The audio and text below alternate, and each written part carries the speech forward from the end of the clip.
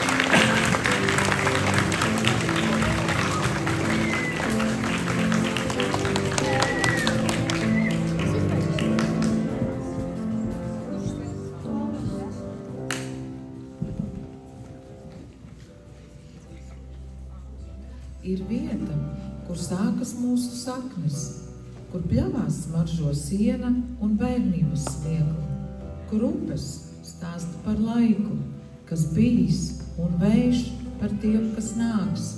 Šī vieta ir Latvija.